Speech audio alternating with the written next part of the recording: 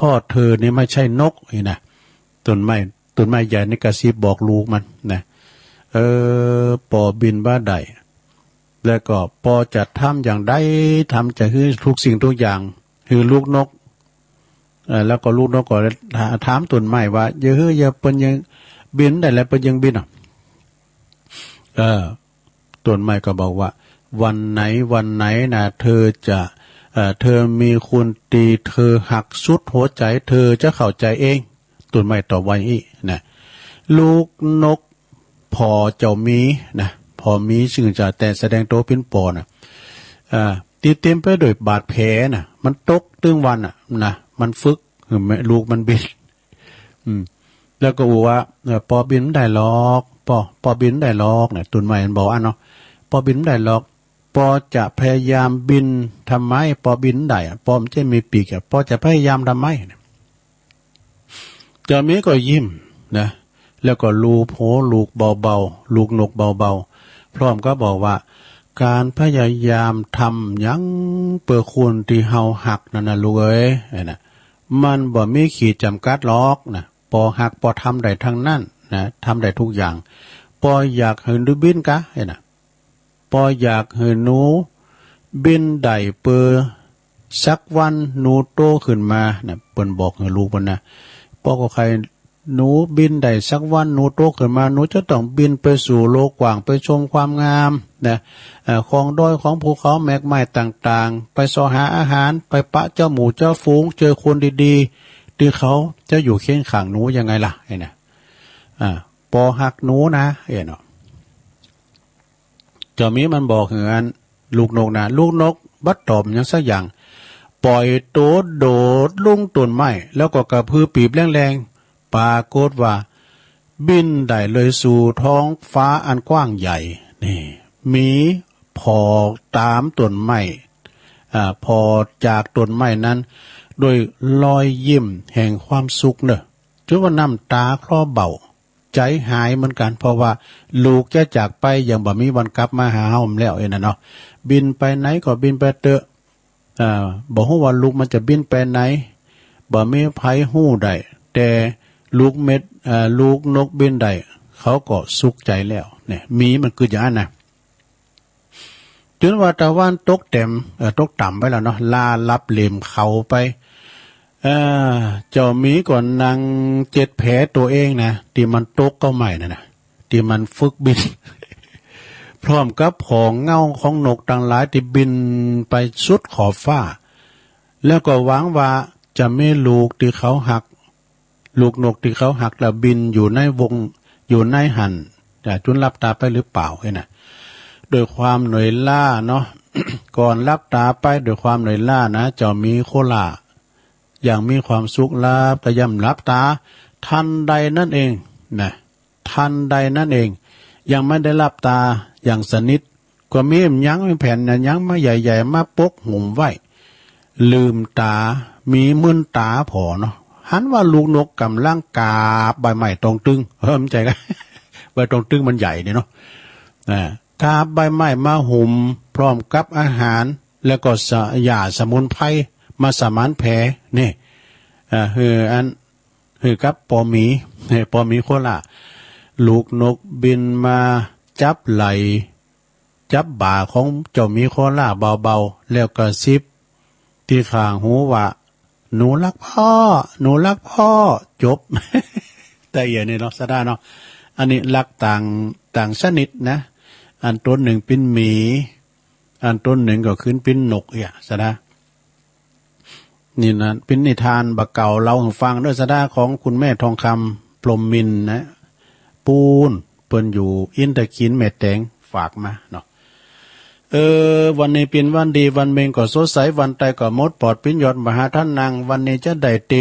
ดน้ำเตดธรรมเนอะโยมผู้หวังดีเปิ้นนั้นหือคติเนาะที่แรกตุลุงก็ว่าจะเอาวันทำไหมใกล้ฝั่งมาเตดแต่วันนี้เป็นวันดียายพรเปิดได้ขึ้นเฮินใหม่เนาะขึ้นแล้วนี่ก็จางอาจารย์เน้นหลักเปิ่นก็สืบชะตาไปละนะออนไลน์ ตุลุงก็จะเอาทำมาเตดเนาะยายพรจะว่าสำคัญกับยายพรนั้นเลยน้ำใจคืออย่างก็คือว่า อินดูเปิ้นอยู่คนเดียวโดดนะลูกหลานก็อยู่ไกลอ่ะเฮินเปิ้นก็จัดหม้อนี่ตัวลุงไปติดต่อแม่ครูซอแล้วเด้อวันเนี้ยแม่ครูซอแสงสุริยมนว่าโอ้เปิ้นติดด้อยเต่าเปิ้นปล่อยเขาสังได้ไปหน่อยยายพร ถามปนานพมกับว่าติดขึ้นเต้าทั้งสีได้ไหมอ่ะปีนี้แล้วเนี่ยจะเตะทำผ่านเนี่ยนะจะเตะทำผ่านในละเนอะแต่พอถ้าตื่นแล้วก้ามคือเราได้ยินโทรมาหาอาจารย์เน้นหลักอยู่นะเนาะก็ในเวลาที่ถีขึ้นปีใหม่แล้วก็วันที่6วันนี้วันดียายพรเปิ้นคืนเฮิรนใหม่นะแม่น้อยเปิ้นก็หือปอนมาด้วยเนอะแม่น้อยบุญยวงแท้พันเปิ้นก็ขอหืออันยายพรอยู่ดีมีสุขนะอายุ70เก่าแล้วเนาะจะถึง80แล้วขอหืออันมีสุขภาพสมบูรณ์แข็งแรงเองกันเนาะแล้วก็คืนวันใหม่วันนี้ก็ขอหือปิ้นบั่นจุมกินยินเนี่ยท่านพระอาจารย์นี่หลักว่านะขอหืออยู่ดีมีสุขนะบ้านปิ้นบิมานของเฮาอีน่ะเนาะจะลำดาขี้หาพิเศษสักหน่อยนะก็แล้วก็เดี๋ยวจะมาเล่านิทานน้ำอยู่นะนิทานยังมีอยู่นะสะท้านะใจเย็นๆจะหำมันเลิงเสาอันเฮินก่อนเด้อยายพรฟังเด้อแล้วสะท้าก็ฟังไปรับไปก่อนพี่ยังไงนะพนโตเทวาสังขายโยดุลมุเทวดาตั้งหลายเยเทวาอันว่าเทวดาฝูงใดว่าทุเทวดาก็ดีอาลาคาเทวดาก็ดีเทวดาอันรักษายังตนตัวก็ดีภูมิเทวดาฝูงเป็นมิตรก็ดีมาหิติกาตนมีอิทธิฤทธิอานุภาพอภิปันเลนตุสัพปาตาจุงตังไมตรีจิตอภิลาบานรักษายังท่านต่างหลายในกาลาตุกเมื่อเตอสลีใจยาสิทธิลาภาอาจารย์ในวันนี้ก็เป็นวันดี เป็นวันสลีใจยาภาวาศัตรูภาแปศัตรูเป็นวันสัพปันอยู่นั่งเหนือเต้นแก้วพระก็ผ่าแป้แล้วยังหมู่มานบาทนี้ไม่มียายพรนามสกุลเนี่ยก็เบิบบ้านนี้ไม่มียายพรอยู่ล่องวัวแดงสันกำแพงเจียงใหม่เป็นเก้าเป็นประธานพร้อมตั้งลูกหลานนาใหญ่น้อยใหญ่ก็มีใจไฟเจยบานได้ปลูกสร้างสรรค์เรือนสารทานนำมงคลงามจ้อยโจดเคห่างก็เป็นปาลิปุณนางเมียนแล้วเป็นเรือนแก้วสวัสดีต่อไปนี้ก็ขอเฮยายพรอยู่ดีมีสุขอายุมันยืนยาว120 ขวบเขาวาสาแม่นจักผาฐานาใครใด มักไฟอันใดก็ขอสมใจกู้เจือดังไฟเอื้อใจหมายโชคลาภลายมาสู่ โชคลาภลายมาสู่บ่ขาดอยู่เนืองแต่จะเลืององอาจมีเงินคำบ่ขาดจ่ายใจเจ็บป่วยใครอย่าได้มาปานนะขอตัวหานอุบาทตั้งโจรหาวหาจังไลหืนนี่ไก่กาดกลอย อยู่สุขยืนจ้อยคืนวันพันลาบุญตันผ่องเปียวอยู่ได้อยู่หอแก้วเลือนดีอันว่าเป็นวันสลีใจยาโจกอุตตมมายิ่งโยดกว่าวันและยามทั้งหลายส่วนว่าดิฐิก็มาหมดใส่วันไตก็มาหมดบอดนาคาตาเลิกก็ได้ยอบจอมยอดมหาทานังชื่อว่าลักขณาก็ตั้งอยู่100 ตรีสาสีธาตุเป็นโอกาสมังกลาปพุทธาเกิดมาโพธิสัตว์พยา จักรวติราชเกิดมาเป็นเจ้าโลกพระยาอโศกสร้างนาธาตุ84,000 หลังมหากัสสปะพละมหากัสสปะละอาและอรหันตาสังกายนาธรรมมาบ่เหือตกถอยกำจูสมปาน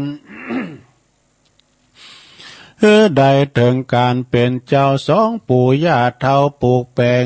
ลูกเต้าแปลงเป็นเรือนสองตินเจือนแอวก้าก็ได้เป็นเจ้าแก่หมู่ไพร่ฟ้ามนทีธนันใจเศรษฐีได้สัมปติแตนป้อ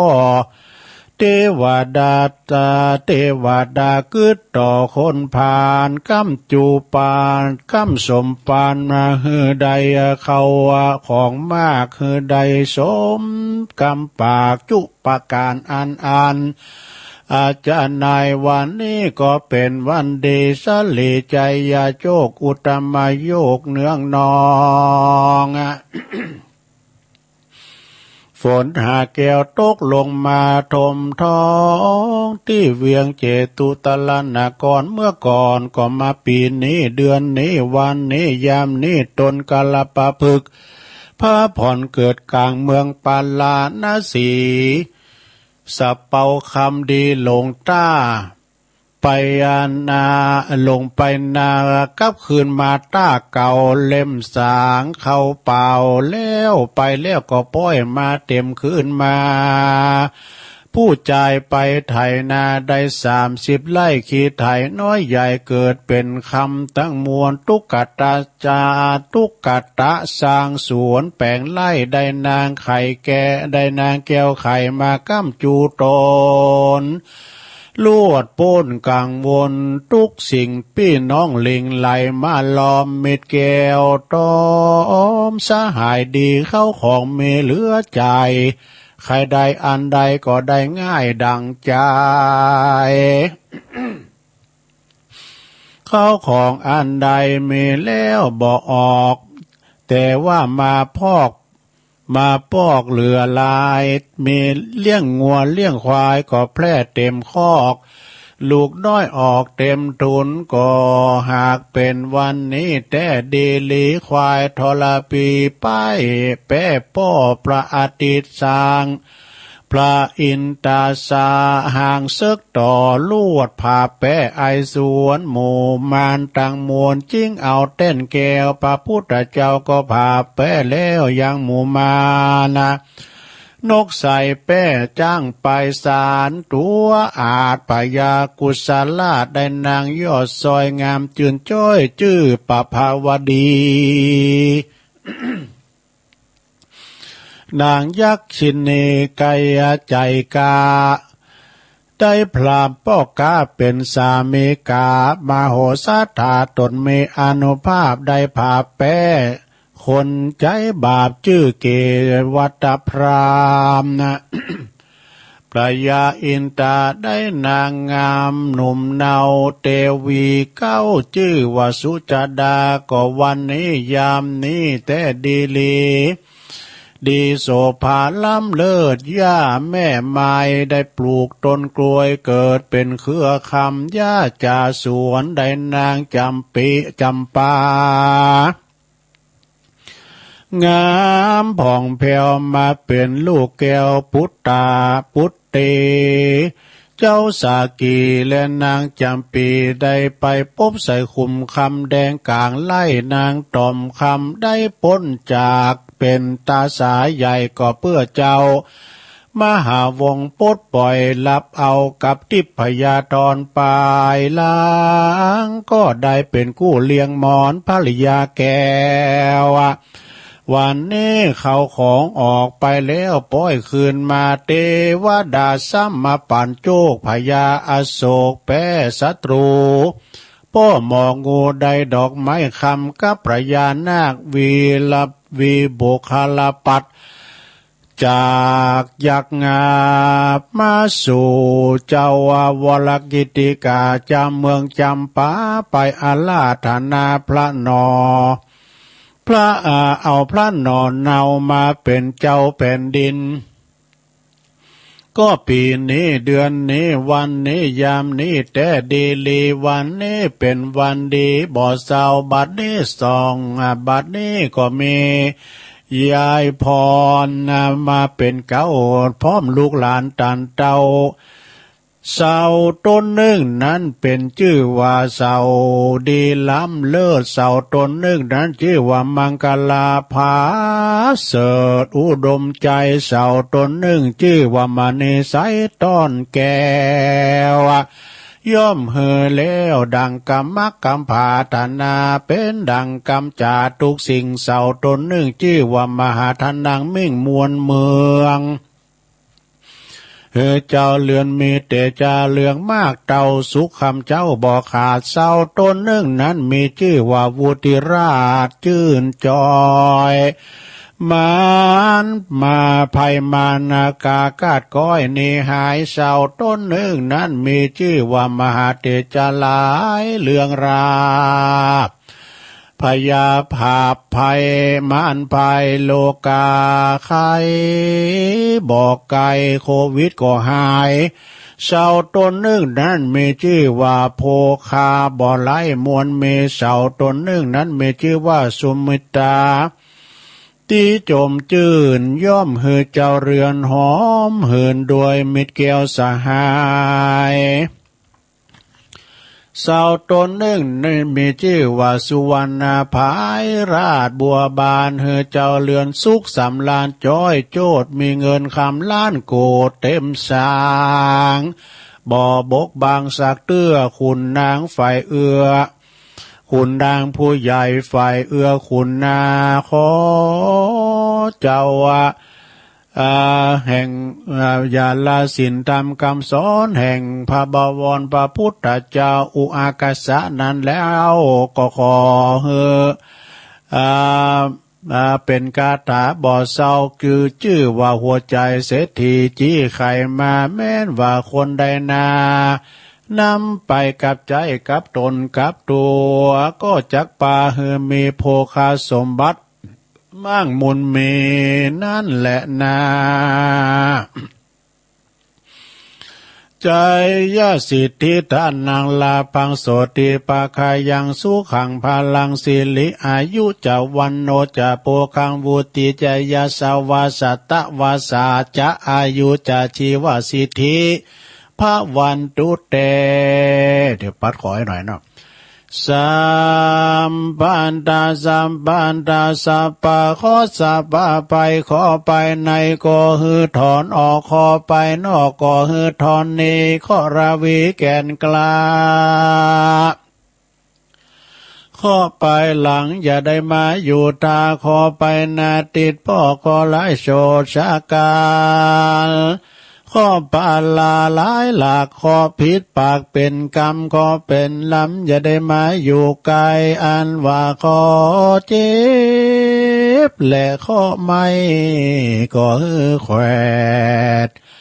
นี่หายตกไปตามเส้นไม้ไหลไปตามเส้นไฟยกย่างย้ายไปสู่เมืองเพแม้นกูจักตีคอกอแล่นโดยที่ปามนนั้นเป็นอาคมมันพระพุทธเจ้าหากได้เทศนาวาสัพพทุกขาสัพพพยาสัพพพยาวินาสันตุเนติตังขียาสังวานายังมังกาลาเคหาพิเศษคืนบ้านใหม่ของยายพรอยู่ข้างกำแพงวัดชุมาเลยก็บังกลมโสมเลสเดชสาถูกยังมาไข่โหอยู่ไหนวะพิธีการชีมปัดข้อเรียบร้อยนึยายพรนึได้สักบาทอะเป็นเตะผ่านคืนน่ะชะท่าเนาะเอาอกเอาใจยายพรให้หน่อยนึงเนี่ยนะก็เดียวยายพรโทรมารับกันล้างลูกนี่ไม่ได้ความเจ้าของบ้านนี่รับลูกเดี๋ยวเปิดฟังกันตึ้งเมืองนี่ยายพรเลยเนาะอันนี้ก็เตะพองดินพองแต่ตุลุงต่างใจเตะที่เตะเนี่ยนะแต่คืออะไรพระอาจารย์เน้นหลักเปิดกับพัดเปิดกับสืบชะตาแล้วรู้นะเป็นชื่อดู แต่พอยังโทรมาอยู่เนี่ยกันรับกล่อมใจเนอะเอาก็ขอหือศรัทธาเฮาทั้งหลายเนาะได้ยันฮับฮู้ฮับทราบว่าวันนี้ก็ยายพรคืนเฮินใหม่อีกอะนะยายพรคืนเฮินใหม่เป็นดีแล้วแต่ก็ตันนี้ไปก็ขอให้อยู่สบายเด้อมัดมือครับเด็กอ่ะมัดมือซ้ายแล้วก็ย้ายมามือขวา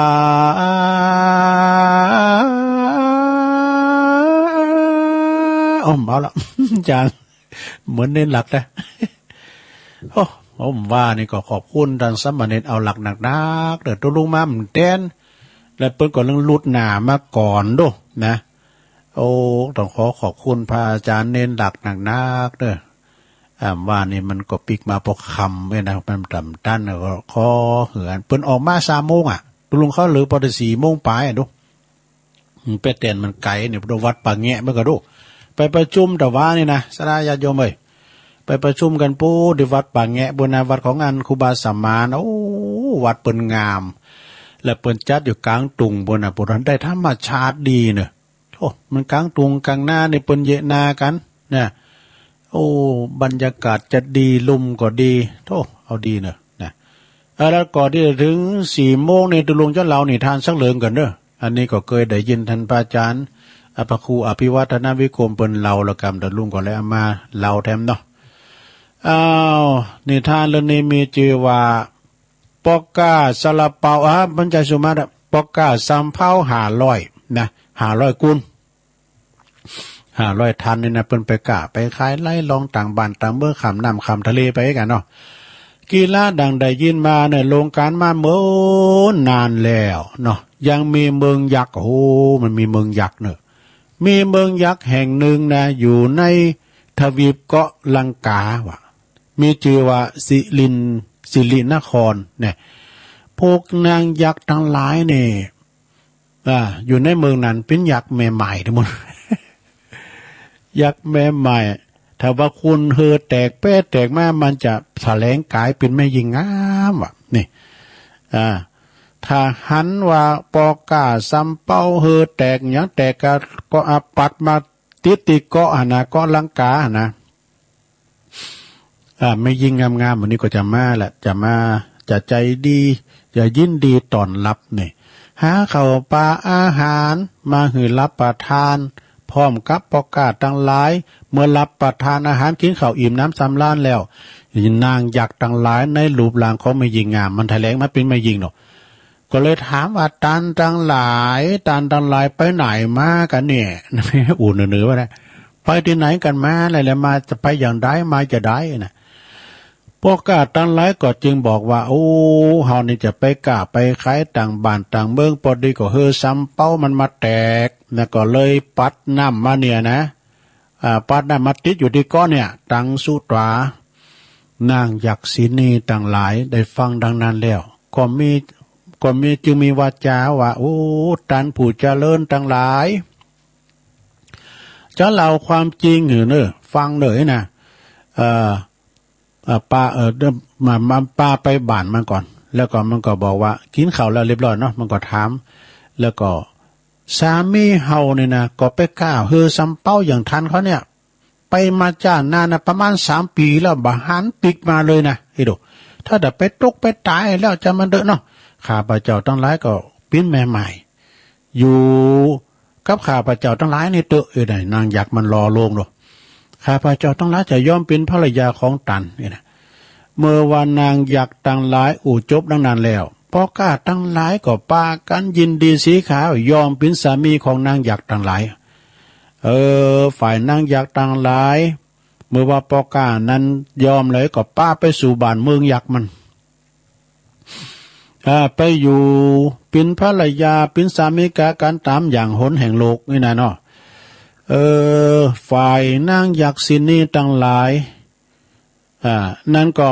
ได้มนุษย์ใหม่มาแล้วเนาะคือได้โผใหม่มาแล้วโผเก่าเขามันหลายหลุนหรอกมันได้อันโผใหม่มาแล้วบอมันเอาโผเก่าพี่มันไปขังไว้มันยับไปขังไว้ที่เรือนจำว่ะนะได้มาใหม่แล้วก็มันก็กินโผเก่าดูกินเป็นอาหาร ไปกินถึงวันอ่ะขั้นว่าเสงแล้วเนาะเสงแล้วก็เอาหมูโผใหม่น่ะเอาไปยับใส่คอเคินจ้ำแถมแล้วก็กินแถมอย่าดูแล้วก็มันก็เที่ยวไปหามนุษย์ที่ว่ามันเฮอแตกมาถึงวันมันถึงเฮอแตกเนาะเอามาไหว้เป็นสามีแล้วพอว่ามนุษย์เก่านั้นคือว่าโผเก่าเสียงไปมันก็เอาตัวใหม่ไปอยู่ไว้เฮินจำแล้วก็เอาไว้เป็นอาหารในขาบต่อไปนางอยากตั้งหลายกระทำอย่างนี้มาจ้านานแล้วนะหลายข้างหลายเตือแล้วนะเอกติวสังจะมีอยู่หันวันหนึ่งเด้อปาโกดว่าเฮอ500ลิมนะเฮอซัมเป้า500คุณกันดูนะมันมาแตกอยู่กลางมหาสมุทรซัมเป้าแตกแล้วก็ปุตตุปกากอดตะเกียกตะกายสัตว์คืนสัตว์มาก็นอนลุมปัดมาก็มาติดอยู่ที่เกาะล่างไก่กับเมืองยักษินีเนี่ยนางยักษินีหันตั้งนานแล้วก็ปุตตุก็มากันแล้วนี่เนาะมาอูจาเล่าลมปกาตั้งหลายนะหือหลงไหลแล้วก็ปากันไปเอาไปเป็นสามีของตนแต่ว่ามันมีปกาโหนาอยู่นั่นน่ะเป็นมีปัญญานะเป็นสามีของนางยักษ์ทั้งหลายเนี่ยปกาคุณนี่เป็นผู้นำของหมู่ของขันน่ะมีปัญญาดูมันมีปัญญาก็มาสงสัยสีภรรยาเฮาเนี่ยลูกบ้ามขึ้นมันไปถึงมันไปไหนลูกบ้ามขึ้นพอดึกปุ่นมันก็ไปมันก็สอนตัวว่าพอตัวเมื่อคืนมามันสอนตัวก้องลองลุงเฮินไปแล้วนะกลับกลายปิ้นอยากไปหักคอหมอนุดกินเป็นอาหารพวกเก่านะกะมันน่ารักซึ้งมาปนโนดที่คอกเรือนใจโอ้หญิงเหล่านี้ปิ้นยักษ์ดูเนี่ยมันจะกินมันใจเป็นคุณธรรมดาจะปิ้นมนุษย์มันกินมนุษย์มันปิ้นยักษ์มันแถลงกายมาโหน่าเนาะโหน่าสะเป้านี่ก็เลยจักโยนปืนตั้งหลายคิดจะหนีนะจะหนีแล้วมาอู่จ้าหวานย่อล้อมหมู่เจ้าหมู่ทั้งหลายนะปรากฏว่าคุณตีว่าอยากซ้อนอยาก250ไปแต่ว่าคุณว่าไงซ้อนไง250นี่จะไปตุยเนี่ยโอ้ก็เจอฟังกรรมนายปกาบวานิชนะคิดจะหนีคือป่นภัยอันตรายยังคุณซ้อนอยากแฮม250กึ่งต่อกึ่งยังมีจิตใจที่มืดมนอยู่หลงอยู่ได้กามคุณต่างหานะหลงไหลนางยักษินีก็คิดว่าบัดนี้แต่อยู่เนี่ยนะจะอยู่เนี่ยตายอย่างมันนี่นะหลงอยู่ในกามคุณต่างหาจึงปากันเป็นว่าจึงปากันตายถึงแก่ความตายหมดวะเนี่ยเปลี่ยนอาหารของนางยักษินีหมดปากันชิบหายตายไปในเกาะนั่นแล้วเนี่ยเหตุผลก็คือว่าคุณสอนอยากเนี่ยมันฟังเจอไผเปิ้นว่าหยังก็ฟังเจอเหตุผลหยังไผนะเตวานิจาแต่ปอกาต่างหลายที่มันสอนง่ายที่เปิ้นสอนง่ายแต่ก็เจอฟังนายโหน่าเนาะนายโหน่าปอกาจึงปากันหนีป้นจากนางยักษ์ต่างหลายหลอดจากความตาย150คูณ250คูณนะอาทาโคโพธิสัตว์โตในขณะนั้นนี่ในกาลนานในพระโพธิสัตว์เจ้าเปิดอุบัติขึ้นมาเนาะเสวยพระชาติเป็นม้านี่มีชื่อว่าวลาหกม้าวลาหกอสวราช เป็นม้าที่สวยงามสะอาดนะขาวทั้งตัวม้าตัวนี้นะออกมาจากป่าหิมพานต์เหาะซานทะยานมาจากบุญอากาศ เหาะมาจากบุญอากาศโดยฤทธิ์โดยกำลังฤทธิ์เนาะก็ลงมาสู่เกาะลังกาเปิดจะได้แสวงหาหญ้ามาหาข้าวสาลีว่ะมากินข้าวสาลีเนาะก็มาเกิดที่เกิดอยู่ที่เกาะเป็นมาเป็นผักสาหารเนาะมาสอหากินข้าวสาลีเป็นผักสาหารเมื่อพระองค์นะมาเนาะเมื่อพระองค์กลับจึงร้องประกาศเนาะจะกลับจึงร้องประกาศเป็นมาติเกาะหั่นล่ะเมื่อพระองค์มานะเปิ้นมันปากได้เปิ้นก็ได้บอกว่าประกาศว่าโดยวาจาเป็นภาษามนุษย์สิ้นวาระ3ครั้งโดยกรุณาว่า ผู้ใดผู้ใดปรารถนาที่จะไปชนบทพองนะผู้ใดที่จะปรารถนาจะไปที่ชนบทพองว่าอีสามตือนะว่าอีสามตือแล้วก็ปรากฏว่าถ้าจะไปแล้วก็มาเกาะเฮานี่เด้อเฮาจะป้าไปเดี๋ยวเนี้ยไผจะไปก็มาเกาะที่ตัวเฮานี่ปอกก้าพาณิชย์ถึง250เมื่อได้ฟังโพธิสัตว์เจ้าว่าดังนั้นแล้วก็ปากันยินดีนะยกมือสองข้างอัญชุลีแล้วก็บอกว่าข้าพเจ้าข้าแด่พญาม้าผู้ประเสริฐข้าพเจ้าขออาศัยไปตัวทันจะขอติดสอยหอยตามไปตัวทันโพธิสัตว์เจ้าจึงตรัสว่าท่านจงมาสู่หลังของเฮาเฮาจะปาทันไปในกาลบัดนี้ฝ่ายปอกก้าตั้งหลายถึง250คนนั้นก็ปากันขึ้นล้างมาโพธิสัตว์เจ้าบางโพก็ยึดถือตีหางบางโพก็ยกมือไหวอัญชลีไหวนะพระโพธิสัตว์เจ้าคือว่ามาวลาหกอาสวราชนะก็ทรงอธิษฐานโดยอำนาจอำนาจบารมียายพรโทรมาทิกเดี๋ยวเกิดนะยายพรโดยอำนาจบารมีปอกก้าตั้งหลายก็เลยติดสอยหอยตามเหาะขึ้นโดยบุญอากาศหรือเฮบินกัน ไปกันปิ้นปลุ่มปุงปุ้ยบางพองก็ไหวอยู่แต่นะผมได้ก็ยังกดอยู่ตินในบารมีกดไปตัวเปิ้นหันหมดนะในที่สุดคุณตั้งหลายทั้งปวงก่อนนางปนมือแล้วก็ปากันลอยมาตามพระโพธิสัตว์เจ้าด้วยอานุภาพบารมีของพระองค์นะปามาถึงประเทศที่มีคุณอยู่โตรอดตายอย่างวุฒิวิทย์พ้นจากความตายโดยพ้นที่ว่าคุณเป็นวางไงซ้อนไงเนี่ยเป็นวางไงซ้อนไงเป็นแนะนำกันด้วยกับหัวจึงพ้นจากอำนาจแห่งนางยักษินีต่างหลายทั้งหมดทั้งสิ้นเนี่ยเพราะฉะนั้นพระพุทธเจ้าจึงตรัสว่าภิกขเวดูก่อนภิกษุทั้งหลายดูแลภิกษุทั้งหลายนะบุคคลใดที่ว่าอยากสอนอยากบัลลับโอวาทคำสั่งคำสอนคือว่าปฏิบัติตามพระธรรมวินัยนี่นะตีพระตถาคตหรือว่าพระตถาคตทรงบัญญัติไว้นะแพกหมูแพกเหล้าก็ไอ้นั่นเนาะก็เป็นเหตุจะยังพระพุทธศาสนาก็ให้เสริมสิ้นไปนะทุกวันเหมือนพระจันทร์ข้างแรมอันหนึ่งคุณที่ว่าอยากสอนอยากคือผู้ที่ห้ามปรามบ่ได้เป็นคนขีดโขดขีดเกียจโมโหโทโสบ่เจอฟังเหตุผลของไผก็บ่เจอถ้อยคำของผู้อื่นแนะนำโดยเหตุโดยผลยอมถึงความชิบหายทั้งชาตินี้และชาติหน้าจบสดาญาโยม4 โมงพอดี ก็อันนี้เป็นธรรมที่ตุลุงได้เอามาสาธยายให้ศรัทธาได้ฟังเด้อเจ้าว่าไปแล้วก็ปินิทานธรรมนะศรัทธาญาโยมทั้งหลายปินิทานธรรมที่ตุลุงก็เคยได้ฟังอาจารย์พระครูอภิวัตรเรามาก็หันว่ามึนแล้วตุลุงก็เลยเอามาเล่าลืมนะครับให้ศรัทธาได้ฟังนะเพิ่มเติมปัญญาในศรัทธาเด้อเพิ่มเติมปัญญากันไปนะแล้วก็มีทั้งอย่างนึงศรัทธาญาโยมทั้งหลายเนาะ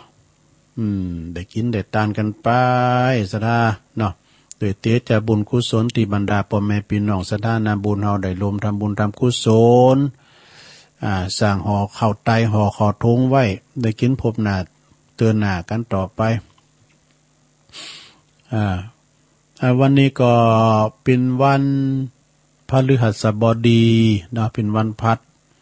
แต่คืนแล้วนี่ก็ฟังรายการอื่นกันต่อไปเดี๋ยวกันเนอะมีประชาสัมพันธ์หน่อยนะสดาเนอะแต่ว่านี่ก็ไปประชุมกันหลายเรื่องนะสดาเกี่ยวกับการเผยแผ่ธรรมจากคืนพองก้าเนาะการการจาก้าอย่างได้ก้าเนี่ยผู้หูไปก่อนแนะนำอย่างที่ว่าเปิ้นฟังกันหนักกันหลายเนาะแล้วก็เรื่องเกี่ยวกับว่าการกินการต้านไปต่างหน้านี่ก็ดีเกี่ยวกับตีจะมีไปหน้านี่โดยเฉพาะของพุ่มพืชนี่ตัวเนาะดิมพุ่มพืชนี่ก็เปิ้นจะมีงานตี วัดฝายหินนะศรัทธาญาติโยมทั้งหลายวัดฝายหินนี่มันจะมีงานในวันที่เก่าเนาะวันที่8ก็จะมีห่างดากันซึ่งก็ตั้งครูบาอาจารย์ก็วันที่เก่าก็เวลาสักประมาณ9 โมงก็เจริญพระพุทธมนต์เพื่อความเป็นสิริมงคลเนาะแล้วก็เปิ่นจะต้านห้องส่งใหม่โดยเมตตาบารมีธรรมอาจารย์พระครูสมุวิศวัตรวรกิจโจโดยทีมงานด้วยเนาะทีมงานของคณะ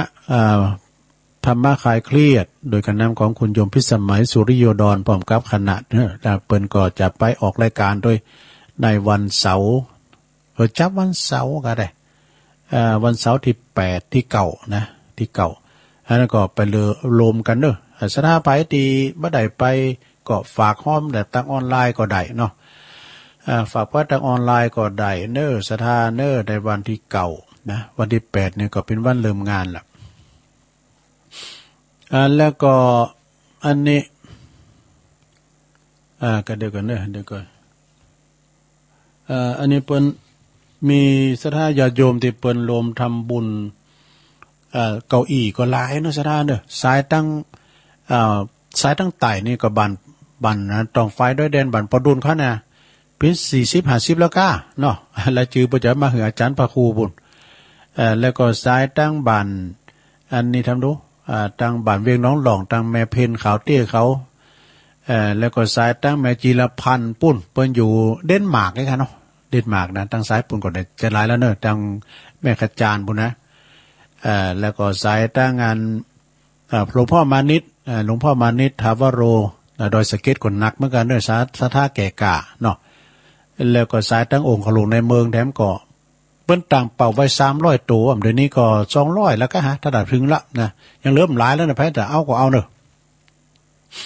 แล้วก็สายตั้งแม่จงดีเนาะ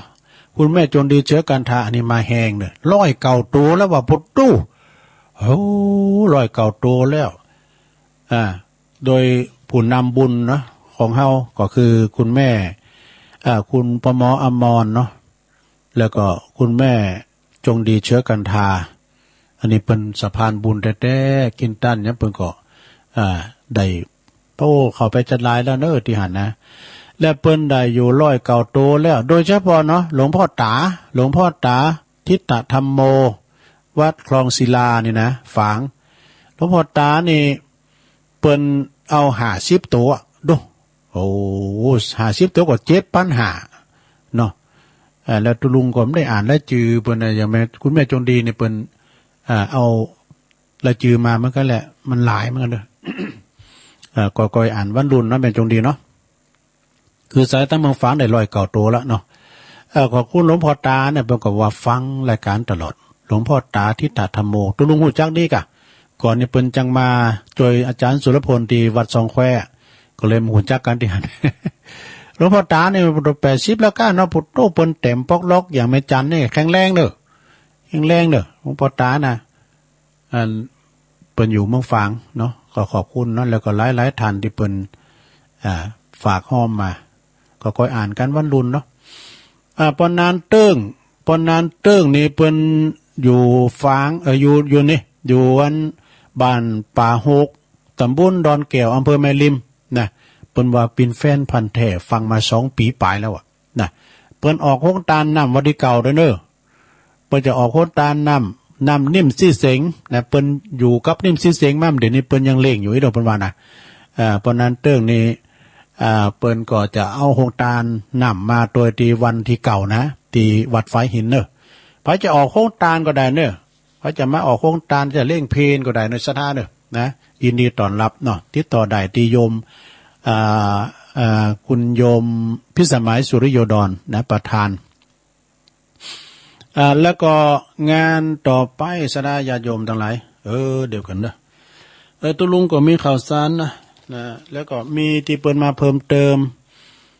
แม่น้อยอัมพาชัยวงศ์เปิ้นอยู่บ้านสันห่างบ้านหลวงปุ่นน่ะตำบลบ้านหลวงแม่อายปุ่นเอาเก้าอี้1ตัวเนาะ150 บาทฝากผ่านอาจารย์อำนาจนะพระอาจารย์อำนาจหรือว่าตุลุงจ่าน้อย เปิ้นก็ว่าอีแม่เปิ้นเอาตัวนะตุลุงจดว่าตุลุงอ่านนี่นะมีก็อ่านและจือหน่อยชัดตั้มจะมาตุลุงนะโปรดเข้าใจตามนี่ก็คือว่าตุลุงเปิ้นอ่านจืมได้แต่เงินจะมีแต่ตุลุงเด้อเปิ้นก็จะเอาฝากห้อมไปนะฝากทางตุลุงจ่าน้อยก้าเอง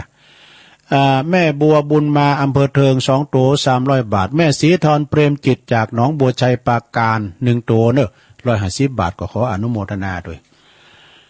อันนี้มีละจือเนอะอันนี้พี่น้องเปิ้นมาแอวหาตุลุงและอันนี้ก็เปิ้นส่งมาทางไปรษณีย์ก็ขอบคุณทางแม่ศรีเพนคุณแม่ศรีเพนเปิ้นอวยพรปีใหม่อวยพรปีใหม่คือตุลุงจงมีอายุหมันยืนยาวเปิ้นฝากหลอดไฟมานะหลอดไฟพิเศษปุโตหลอดไฟในเขาทาเนี่ยไฟฟ้าดับก็ใจใดนะเปิ้นอยู่ปุ้นเปิ้นอยู่อันบ้านเลขที่42หมู่7บ้านแม่อายตำบลแม่อายอำเภอแม่อายนะเอาหลอดไฟมาพองเอาขนมพองแล้วก็เอาเนี่ยแหละแล้วก็น้ำยาล้างจานแถมยังก็หลายอย่างเด้อขอบคุณเด้อแม่เด้อแล้วก็หอมปัจจัยมาตัวแม่ศรีเพนท่านันชัยพร้อมลูกหลานเด้อเปิ้นอยู่แม่อายฝางบ่นะเปิ้นเอาหลอดไฟมาตานตุลุงหลอดไฟอันที่เปิ้นใจพลังไฟฟ้าพลังแสงอาทิตย์เนาะขอบคุณแม่ขันแก้วทั้ง3เด้อแม่ขันแก้วบุญเลิศเปิ้นอยู่แม่แจ่มบ่นะวันนั้นเปิ้นมาทานเก่าวัดโพดขึ้นมาบุญดอยเนี่ยอีแม่ฟังถึงวันน่ะดอกบ่ตัวอีแม่เป็นว่าอายุเปิ้น83ล่ะแม่ขันแก้วทั้ง3นี่นะอายุ83ปีให้ลูกมาส่งเปิ้นก็มากับกัน3คนก็มีแม่แสงจันทร์โดยแก้วชมพูแม่จันตาอีกก็หาน่ะเรืองจันทร์โดยเนออันนี้ก็3คนเปิ้นมาตานเก่าวัดแล้วก็พดขึ้นมาบุญดอยขอบคุณนะแม่ขันแก้วทั้ง3ถ้าฟังอ่ะก็เนาะแล้วก็มีปอเล่งสังงัดเด้อปอเล่งสังงัดแม่ทองคำยานาชื่นอันนี้เปิ้นอยู่ปูนพร้อมลูกหลานเปิ้นก็ฟังรายการตุลุงเขาถึงวันฟังกูตวนกูองแล้วตุลุงถ้าว่าตุลุงจะประกาศนะเมื่อแรงมันต้องประกาศมันจะได้ยินมาประกาศตอนเจ้าเอาไอ้เนี่ยปอเล่งสังงัดได้เปิ้นเคยมาหาตุลุง2เตือละนะเอางามาให้กินว่ะอันงาดำนะกินแล้วเสียงดีตุลุงเนี่ยก็กินอยู่นะแล้วก็เปิ้นอยู่52ในบ้านเลขที่52บ้านไร่หลวงตำบลทุ่งหลวงทองอำเภอแม่วางเด้อเปิ้นก็รวมทำบุญกันน้ำกาไฟมา1ซองเนาะแล้วเปิ้นมาฝากมา2ซองเหมือนกันเปิ้นมากับเจ้าหมูหลายกะแล้วเปิ้นฝากด้วยกันมาแถมเปิ้นมาด้วยกันแถมก่อนนายณลงนางพัชราพรยานนาชื่นบ้านไร่หลวงเหมือนกันลูกหลานของเปิ้นแล้วก็ปอเล่งสังงัดเปิ้นก็ฝากกระหอมกันน้ำกาไฟแถม1ซองเด้อแม่จันพ่อจันทิพย์แม่บัวผาหลวงสุทิพย์นะหลวงสุทิพย์ก็บ้านตำบลทุ่งหลวงทองไม่วางเหมือนกันเด้อแล้วก็มีนายณลงนางพัชราพรนางสาวเจนจิรายานาชื่นโดยเนอแถม1ซองแม่ทองใบนี่แข็งแรงเนี่ยแม่ทองใบก็80แล้วกันเนาะแม่ทองใบเนาะ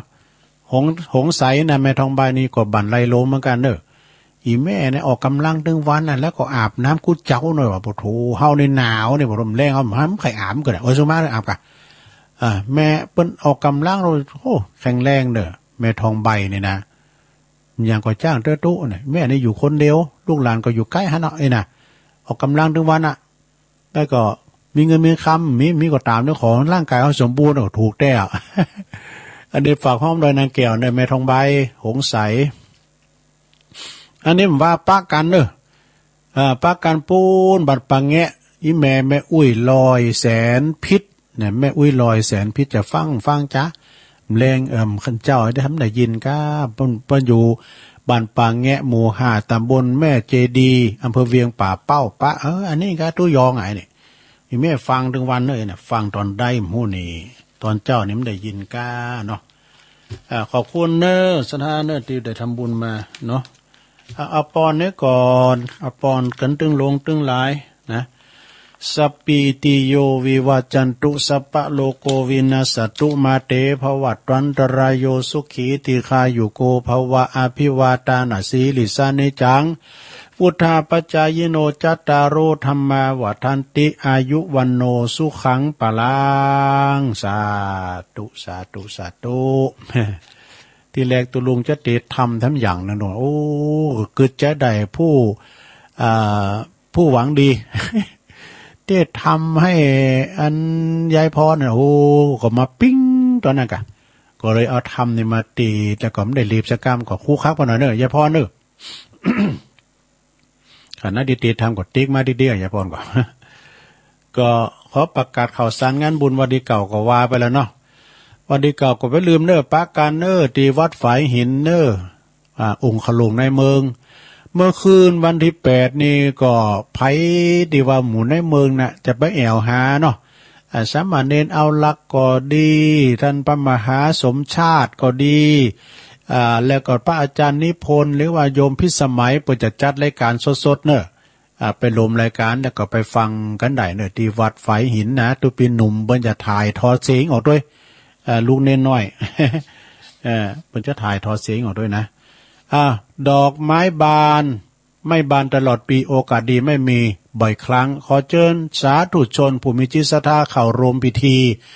มหาพุทธาเทวาภิเษกหล่อองค์พระสมเด็จพระพุทธปฏิมากรพระเจ้าพระพุทธเจ้าเนื้อนามว่าหลวงพ่อทันใจสมปรารถนาประสิทธิมงคลเนื้อพระเจ้าทันใจนะหนาตักขนาดกว้าง19 นิ้วความสูงนั้นก็127 นิ้วนะแล้วก็ลมทอดผ่าป่าสามัคคีมหากุศลเปิดสมทบทุนในการสร้างสุ่มประตูวัดเนอะผ่าป่าสู่กรุงเทพเชียงใหม่สู่กรุงเทพลำพูนเชียงใหม่สู่แม่อายณมณฑลพิธีของวัดสันห้างวัดสันห่างในตำบลบ้านหลวงอำเภอแม่อายเนอะวันเสาร์แล้วก็วันติด2 วัน19-20 มีนาคม65นี่นะ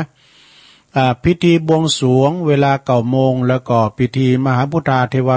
มหาพุทธาภิเษกนั้นตลอดวันเนอะพระอาจารย์อำนาจอาคปัญโยตุลุงจ่าน้อยพิธาจารย์ฝากประกาศมากับพระจับป้ายโลมไปปู่จุ้มปู่จ้าแผ่นดวงแผ่นตองกาเนี่ยพระจะเป็นเจ้าภาพพระจะไปลมปิ้นเจ้าภาพออกโคกตานก็เจิญกันได้เนอะนะอันนี้ก็ทำงานบุญใหญ่เนอะก็เจิญรวมทำพิธีทำบุญแล้วก็พิธีหล่อพระพุทธเทวันญารัตนากรนะฮะพระเจ้าเงินล้านนะวงเล็บพระเจ้าเงินล้านณที่วัดใหม่พัฒนาตำบลยางครามอำเภอดอยหล่อเขาเนี่ยนะในวันเสาร์ที่8 มกราคมไก่จะถึงแล้วเนอะวันเสาร์หน้านี่นะก็เวลาประมาณ9 โมง9 โมงเช้าเนอะพร้อมกันที่วัดพร้อมกันในตังวัดนี่เพิ่นก็จัดสร้างพระพุทธรูปจำลองจากองค์จริงแบบ100 องค์เนอะสำหรับเป็นวัตถุมงคลเสริมบารมีรุ่นที่1มิ่งมงคลเพิ่มพูนทรัพย์ในโอกาส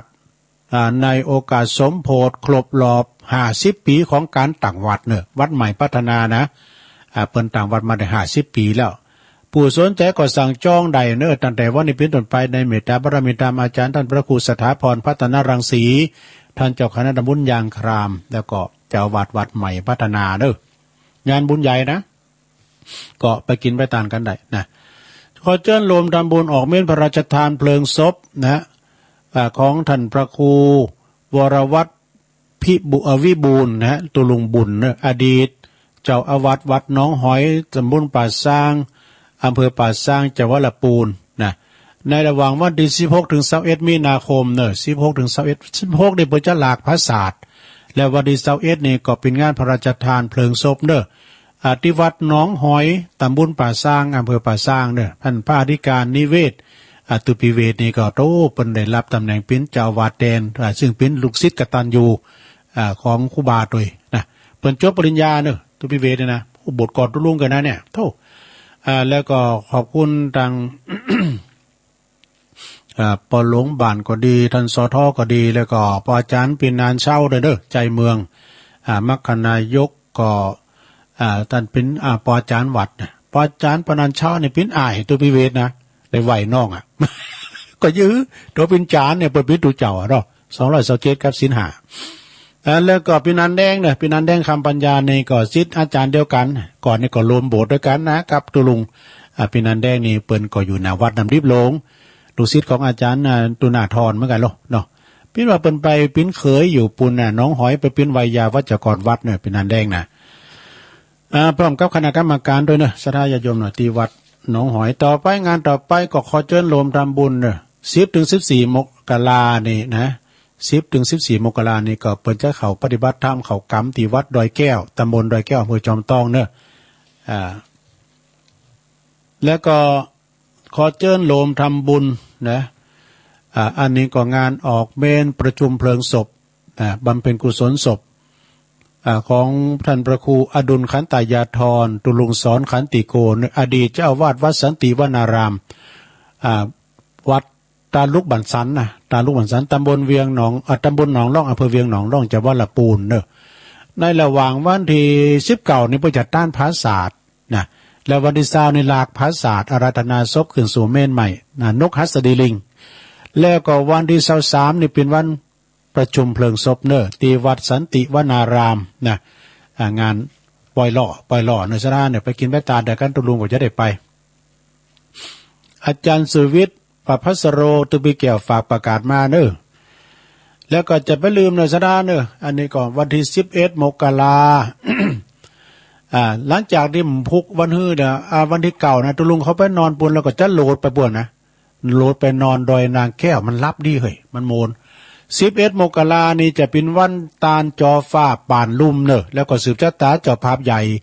คุณแม่การดาศรีเนตรพร้อมกับคณะโดยที่ม่อนพระศรีสองเมืองดอยนางแก้ว เป็นวันเกิดของคุณแม่กันดาโดยนะ11 มกรานะก็ไปตาลจอฟ้าป่านลุ่มนะ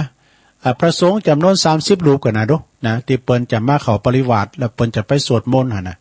ก็ไปกินไปตานด้วยกันเนอะต่อจากห่างกับวันที่14 กุมภาเนอะ14 กุมภาวาเลนไทน์65นี่เปิ้นจะต้านผ่าป่าดอกไม้เฟืองฟ้านะดอกไม้เฟืองฟ้า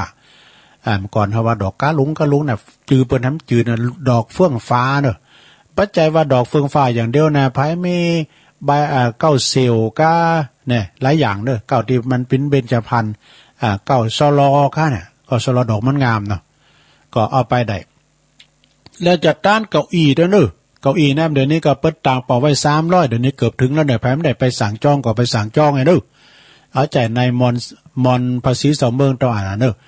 วันที่14ก็14 นาฬิกาเนอะจัดต้านกันนะก็คือบ่าย2นะวันที่14แล้วก็ต่อจากนั้นก็เปิ้นเลือนเวลาเนอะเปิ้นเลือนเวลาปีนานเช้าตุลุงว่าจะไปงานประชุมเพลิงพระราชทานเพลิงศพของงานครูบาวัดหนองหอยเดี๋ยวนี้ให้เดี๋ยวขออนุญาตได้เนอะเปิ้นเดินไปซุบจับงานครูบาพอดีนะขออนุญาตเป็นนันแดงเดี๋ยวไว้โอกาสหน้าจะไปจุยนะเปิ้นต่างอกต่างใจมาถึงปอหลวงถึงแก่วัดถึงวิยาวัจกรวัดถึงปอจานมาขอตุลุงไปจุยงานนี่ค่ะที่วัดหนองหอยนะความจริงพี่น้องก็มีนะที่แก้วเนาะตระกูลที่แก้วก็ขอยกยอดไว้เตือนหน้าเนาะ18 19 21อันที่วัดอันที่ดอยนางแก้วนะเปิดจัดสมโพธิแล้วก็ยกยอดชัดสมโพธิเจดีย์ถวายสิ่งก่อสร้างเสนาสนะถึงหมดเปิ้นจะแห่โคตรตานกันน่ะอันนี้มันสายวิทยุตุลุงก็ละมได้เนาะแล้วก็เป็นสิ่งของส่วนโลมด้วยนะตุลุงก็ได้ไปที่ซอยหอยตามอาจารย์พระครูอภิวัตรไปตลอดนะเป็นนั้นว่าเปิ้นเลินไปซุบจับงานครูบาเนอะก็คือ18 19 20 21นะมันหลายวันนะได้ขอบคุณเนอะที่เปิ้นมาหาแล้วก็ไม่ได้ไปอันนี้ก็เป็นข่าวสารงานบุญสดาญาติโยมทั้งหลายเนาะก็ตุลุงก็เอามาประกาศแล้วก็ประกาศไปถึงวันนะพี่น้องใครมีข่าวสารงานบุญอาจจะฝากตุลุงก็ส่งไลน์มาส่งมาที่นักรบธรรมนะไลน์ตุลุงเปิ้นตักมาตั้งไลน์ก่อนท่านอาจารย์พระมหาสมชาติชาตปัญโยเดี๋ยวนี้เปิ้นอยู่ป่าจ้าตุนพึ่งนะไปถึงป่าจ้าตุนพึ่งเปิ้นนอนถามป่าจ้าที่แรกเปิ้นก็โจตุลุงไปเหมือนกันนะเอาไปเดินทุดงธรรมญาตาด้วยกันบอกตุลุงเฮาเป็นพี่กับน้องนี่นะมันก้านก็เปิ้นมานอนป่าแฮวเนี่ยตุลุงมันรับอยาก ขอบคุณเจ้าที่การวิชาสุจินโนเนอเจ้าคณะตำบลโมงน้อยเจ้าวัดป่าตานบันแซมเด้อ เปิ่นตักมาตั้งหลายขอบคุณทางอาจารย์สุทัศน์ท่านอาจารย์ประครูสุทัศน์ด้วยเนอะการทับวงการทับวังกันเนาะเปิ่นปิ้นปอจารย์อาจารย์นิพนธ์คนโคราชโดยตักมาแม่สายพินจังซอก็เดินมาซอเนอะแม่แดงอัมพรแตนดอกไม้โดยโยมอารีจากตุ่นเปาสันกำแพงยายยายแดงดอกตันล่อมเตอเนอร์รัตนาแม่น้องโดยพี่ใหญ่บรรจงกันทวงอันนี้เปิ้นอยู่เด่นจ่าหรือว่าตัวแทนพี่น้องน้ำดิบเนอเนอะแม่จันเพ็ญคำโพธาตาขามเจริญปอนแม่เนอะแม่ครูทองคำที่วงคำจากเสาหินสีโบบานโดยเนอะแม่ครูประสงค์ไล่มาแล้วก็มีชื่นใจเนี่ยก็ส่งไล่มาแล้วก็แม่หลวงสุมาลังกาพินจากป่าหาเมืองจีตัวเนอะต่อจากหันก็มีแม่สุทัศน์ดีมูลนะจากแสนพรหมทุ่งปีนั่นแล้วก็แปะได้ลงเด้อตุ้นแปะก็ไม่รู้ก็ดึงฟังจากได้เนาะขณะตุลุงวาได้โยมนวลนิชวชาติโดยพระมงคลมูลชีพจากน้องเอิกโดยเนอฟังอยู่เนอตุลุงเพ่งเก่ามูลดีแม่พลอยจากป่าหาดโดยเนอแม่พลอยมณีจากป่าหาดกอตำบลเมืองจีแม่ครูเพลินพิษทิพย์พลึกโดยเนอจากบ้านแป้นไวสาเจ้าตุลุงปะเล่งนรงกิติวงศ์โดยจากแสนตุนมือฟังอยู่เนอตุลุงครับ โยมแม่กันดาศรีเนตรโดยสาธุเจ้านะแม่อุ้ยน้องโดยเนอฟังอยู่แม่ทองคำแม่ทองคำนี่พรหมินโดยเนอยายจันคุณยายจันเวียงตาการเนอนะแม่ไข่แก้วบันเสิงโดยเนอเพิ่นก็ฟังอยู่ยายปันนี่ยายปันนี่ก็เพิ่นฟังอยู่แล้วก็โยมพี่น้อยยุพินหอมอาลาจากแม่โยกโดยเนอฟังอยู่เจ้าแม่หลงสายฝนใจกุลนะพี่น้องหลายปิ้งน้องผ่าขาวแม่บุญยวงแซ่พันก็ฟังอยู่เนาะแล้วก็มีสกายชมรมสกาย84ตัวเนอแล้วก็มีแม่เดือนเพ็ญทิมหวางตัวเนอจากน้องหานำบ่อลงด้วยแล้วก็ทูเวทนะพระวิหารสวยเนาะทูเวทนี่นะแล้วก็แม่นี่ก็เปิ้นตักมาทางไลน์เนาะสดาเนาะขอบคุณเจ้าเนอที่เปิ้นตักมาทางไลน์โอ้สายนี่เข้ามาเจริญปอนเจ้าติดแล้วเจ้าติดแล้วว่าไปเลยเจ้าขออวยพรหรือยายพรในเจ้าอยู่วันใหม่อยากมีความสุขมีสุขภาพแข็งแรงนะเจ้า11 มกราเอาตั้งหลายโจรกันไปตีดอยนางแก้วจีดีศาลาก่อสร้างเสร็จแล้วตีดอยนางแก้วจักสือจะตาจักต้านเก้าอี้14 กุมภาทยอยกันมาลกองค์คอนทำบุญไปแล้วไปว่ายายซ้อนได้บุญแน่นอนจดไว้จันฟ้าจดไว้ตั้งลุงเสร็จงานแล้วนาใส่ถุงดำกาวเผาไฟก็มีจดเห็นฮีลันวันก็ดีมันตึงบ่มีหายไปไหนเจ้าทำบุญกันแล้วพ่อแม่แก่เฒ่าอยู่ดีใจเจ้ามี3 ประการก่อนทำหลังทำและกำลังการบุญ3 ประการอยู่สารเนเจ้าตอนตาตีเหลวของใจคนเฒ่าตุลุงท่าเจ้าคนใดต่อใดบ่ตอบบ่ได้บ่ใจสงสัยบุลินบ่ได้สู้มาเนเจ้าสู้มาเนเจ้ากำยองวันละกรรมเจ้าแต่ว่ายับอธิท่านพระครูอภิวัตรเพิ่นอู่เนาะที่เพิ่นออกรายการแต่ว่าเพิ่นว่าวันหลังจะเป็นโควิดนะเจ้ากำยองก็มาวันหลังนะเจ้าภาษาไทยแปลว่าอาจจะเป็นคงจะเป็นหรือจะเป็นนะเจ้าสงสัยจะเป็นนะเจ้าไว้ซาเจ้ายายพรได้ยินแล้วเนอะอวยพรอันยายน้อยอวยพรให้เราเนอะเอิ้นใหม่ลืมไปทำงานเนอะวันที่8เนอะสดาเนอะวันที่8นี้ก็วัดสันควงคำตำบลท่าวังพร้าวเปิ้นจะมีการวางศิลาฤกษ์ศาลาปฏิบัติธรรม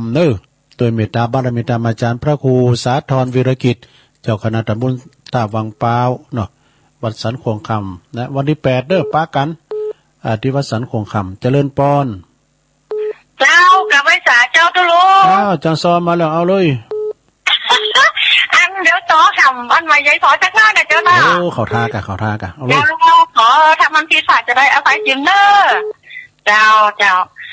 วันนี้วันดีเป็นวันที่ใสสะอาดจะขอน้อมกราบพ่อแม่แก่เฒ่ายิ่งใจวันที่6ขึ้น4ค่ำนี่เป็นวันงามใจเป็นวันชนะปะแป้จันไรวันมงคลชัยหางานพ่อแม่พี่น้องทั้งหลายใจยังมาดีขนาดได้รับเชิญจากเจ้าภาพมาขึ้นบ้านใหม่หลังน้ำบ้านเล็กที่อันยังบ่ฮู้อยู่ร่องงอแดงกันกำแพงเหมือนกันเพิ่นอยู่เงินเต้วเงินคำบ้านหลังนี่งามวิเศษเพื่อจะไปเตรียมเสาหาศาลามาสังเกตเลือกต้นดีวิเศษเป็นเสามงคลพญาไปเลือกเอาต้นเราที่บามีหูมีตาต้นใดเป็นแง้มข้างตาบัดดีเอามาเด็ดขาดเมื่อจะไปเตรียมเสาเลือกเอาวันดีสะอาดวันรักที่อุบาทบัดดีไปเตรียมเสาเฮียนบ้านใหม่หลังนั้นจะได้อยู่สุขเถียรคนใดคือตาแต่งเฮียนหลังนี้ตึงดีวิเศษเสาต้นที่1นี่นะมีชื่อมีนามว่าไมคาเทศอุดมดีวิเศษดังจิตาเมื่อนี้เสาต้นที่2นั้นจักได้อยู่สุขีชื่อเสาว่ามหาทัพนาดีจักได้มั่งมีลำยิ่งเสาต้นที่3นั้นนะสมปรารถนาทุกสิ่งจึงดีลำยิ่งกับเจ้าหอเจ้าเฮือนต้นที่4นั้นจักได้อยู่สุขเสถียรชื่อเจ้าว่ามหาวุฒินำเปลี่ยนอยู่สุขเสถียรบ่ขาดจะได้พ้นข้อปนภัยอันตรายอุบาทเจ้าต้นที่5มหาวุฒิดีมากเข้าของไหลเมื่อจูเจ้าต้นที่6นั้นชนะปะแป้ข้าเด็กจัดสูเจ้าต้นที่7ไทยก็เชิดชูชื่อคำลายมุนมั่งหลังเจ้าต้นที่8นี่นะมหาติจะมูลมังตั้มโจกู้อย่างเข้าของไหลมาเฮมาเจ้าต้นที่เก่านั้นชื่อว่าสุมิตาจักได้รุ่งเรืองแน่นหนาบ่มีโลกาอุบาทรวมถึงเสาตูบเสาจานเธอได้12มือวาดตั้งยาวเท่าแต่ขนาดได้ถึงห้องน้ำครัวไฟก่อนเตรียมเสาเสร็จพร้อมเป็นที่ปลูกกวางใจป้อกันล่ำริรำไรก็เอาเครื่องบนหามป้อกันหน้าตุลุงนะโอ้เข้าท่าไปนัดบอกเวลาเปิ้นบรรลัยจ่าเจ้าอีก่อนคือกำลังใจตุลุงคือกำลังใจผ่านพระอาจารย์ผ่านพระครูว่ามาหาครูตนครูองค์เนอะทางที่ฝ่ายจะได้อาภัยทิมเนอะเจ้ากำลังใจเจ้าขอบคุณเนอะตุลุงเนอะที่ให้โอกาสแต่งจอยแต่งซอเจ้ากับไว้ขาเจ้าโอ้เป็นบุญหูก็ได้ฟังโอ้เป็นลำดับเสาเฮินหน่อยยายพรเขาท่าเนอะเขาท่าแต่ขอบคุณแม่สายพินเนอะวันที่17จำวัน17นี่ก็เป็นวันเดือน4ปิงก่อตีวัดเหล่ายาวใต้เพื่อจะมีงานภายในเนอะทรงน้ำพระธาตุประจำปีท่านพระครูสังฆรักษ์สมบัติอภิรามณีโยเดี๋ยวจัดงานเจริญปอนพระเจ้าตะลุงแม่สมภาระแม่พินครับแม่พินป่าเดชเนาะฟังแต่เจ้าแล้วเจ้าโอ้ดีกะป่าเดชในเมืองมาแล้วเอาอันนี้ตอนเดินตุลุงตัวเจ้าดีกะเจ้าชัดเจนดีนะเจ้าขอบคุณแม่พินนักๆเด้อป่าเดชในเมืองเจ้าสาธุ อ้าวก็ฟังกันไปก็เดยก็ต่อจากตุลุงก็ฟังอาจารย์พระครูอภิวัฒนาต่อเจริญปอนกราบไหว้ศาลเจ้าตุลุงโอ้แม่สีทรแม่สีทรเจ้าชัดเจนดีแน่วันนี้นะหนองบัวชัยปราการเนาะเจ้าฟังแต่เจ้าแล้วเนี่ยตั้งแต่ตี 3ละโอ้ตื่นเจ้าเลยตื่นเจ้าก็ยินดีอันนั้นเดี๋ยวมันฟังกันนะตัวแทนพี่น้องชัยปราการเนาะจังแม่บกขันอย่างมาเด้อต่ำตับเต้าอย่างมาเด้อเนาะมึงฟังมาตลอดเด้อจะหน่อยบุญเจ้านะตุลุงกำลังใจจะได้เจ้าตูขอบคุณหลายๆเน้อสาธุ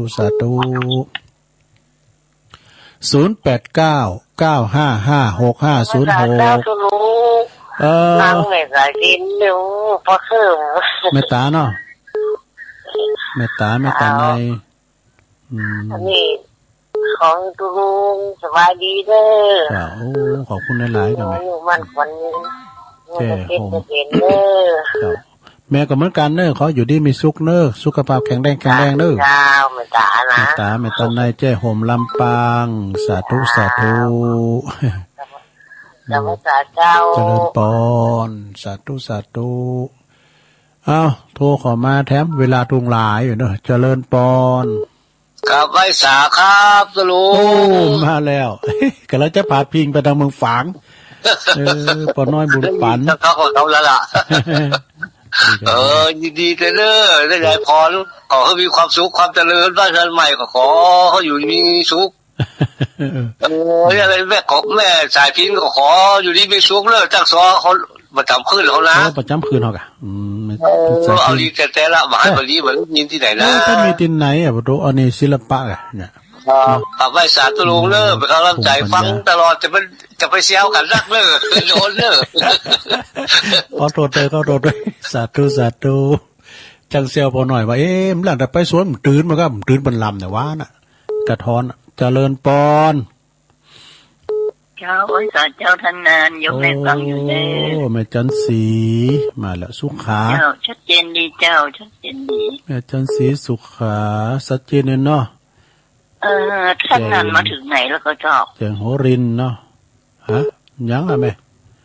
แม่ว่ายังมาถึงไหนล่ะท่านสมชาติมาถึงไหนล่ะไปถึงไปเฮลแล้วถึงไหนว่ากับนางหิมก็ได้ก่อนลืมถามไปเหรอเปิ้นมาประชุมด้วยนะพอกำนันสีทานเปิ้นมาส่งแล้วก็เปิ้นก็ไปส่งที่เก่าอ่ะแล้วเปิ้นก็เตี้ยวต่อให้กะแล้วเปิ้นจะไปปุนอยู่เน้อเปิ้นจะเตี้ยวไปที่เมืองฝางอยู่นะเปิ้นก็ไปห้อมสตางค์เปิ้นตามนำอะไรหุ่นตั้งนี่ก็เปิ้นก็จะไปห้อมปุนที่สถานีคืนวัดพระบาทอุดมบ่นะเจ้าเปิ้นจะไปหอนได้ว่าแล้ววันที่8เนี่ยเปิ้นจะมานอนโดยการที่ไฟหินอยู่เปิ้นจะมาออกรายการอยู่อาจารย์สมชาติอาจารย์พระมหาสมชาติว่าไปก็อุตส่าห์ไปว่าเนี่ยครบองค์ประชุมเลิศตุนเดียวเปิ้นติดหยังหัวครูบาแดงเปิ้นได้มาบุญนั้นมาครบหมดอ่ะต้องครบองค์ประชุมแต่วิทย์ไปคนเดียวเปิ้นจะติดหยังคนพระครูชลทานพิทักษ์นี่นะขอบคุณนะแม่จันสีเนอะฟังไปติ๊กเจ้าสาธุ0899556506ว่านี่ท่านหลวงพ่อเจ้าคณะอำเภอปิ่นเกล้าเจริญปอนนมัสการเจ้าตุลุงตักร้องฟังปิงเดอร์โอ้แม่ครูมาแล้วแม่ครูเจ้าปีใหม่นี่อวยพรนะตุลุงอยู่ดีมีสุขเนอะปราศจากโรคภัยไข้เจ็บอยู่กับพุทธศาสนาไปเมินๆนะเจ้าขอบคุณหลายๆเนอะแม่ครูเนอะเจ้านมัสการเจ้าตูแม่ครูเนาะเปิ้นอยู่ปากล่องพลังเงียบเลยนะตุลุงครับไหว้สาปอชิดแห่งดงเนอะโอ้ปอชิดมาแล้วได้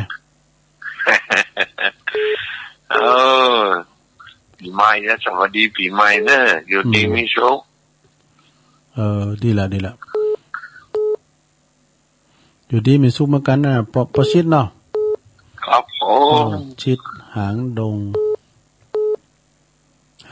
อ่ะขอบคุณนะปอนเนอร์หายเชฟเหมือนกันนะปอก็ขออยู่ดีมีสุขนะปอนเนอร์จ้าตุ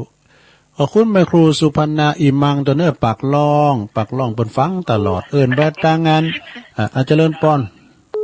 นมัสการเจ้าอันนี้ตั้งรักกัดแม่สาวเนาะรักกัดแม่สาวสวัสดีปีใหม่ครั้งนึงนะเจ้ากะไม่เป็นหยังโอ้ฟังซอแม่สายพินจะใจดีขนาดนะเจ้านี่นะลำดับเสาเอิ้นเธอแม่อ่านแม่ยายพรแม่อภรเนาะยายพรเนาะแม่พรนี่ค่ะเจ้าพอขึ้นกันใหม่แล้วขอให้อยู่ดีมีสุขตลอดไปขอให้สุขภาพแข็งแรงดีเนอะเจ้าวันนี้จะไปหาแม่ละนะครับอยู่ตั้งปุ่งก็ได้ยินอยู่ก็ได้เมื่อคืนเนาะเมื่อคืนฟังเมื่อคืนเจ้าเมื่อวานแต่ผมได้ยินเจ้าเป็นยาเนอะกำลังใจนะเจ้าฟังมาตีสามปลายมาแล้วโอ้ตื่นเจ้านมัสการนะเจ้าสาธุคนอารมณ์ดีหลังการแม่สาวแม่จันสมมานิจักเนอเจริญปอนไหวสาจักโอ้มาแล้วแม่จันเรือนใสกองเสบียงอันยิ่งใหญ่แม่จันแต่ว่าเนี่ยโอ้แม่นางเดี๋ยวนี้ความสุขนะจะทำบุญบ้านตัวเองว่าเป็นสวดทอนนี่ดูมหาโมมาสวดทอนนี่ดูแล้ววันนี้ก็ขึ้นเป็นทางการนะฮะโตได้รับกำลังใจจะหลายนี่แม่ครูซอเป็นซอหำเซาเฮิร์นเลยดูอยู่ดีมีชุกเอกตุลุงก็ปัดคอเรียบร้อยแล้วนี่มีความสุขตลอดไปละปี2500โอ้ปีหน้านี่เหมือนกันกูโคนนะถึงที่เขาก็อยู่ดีมีสุขกันกูโคนนะโอ้เตี่ย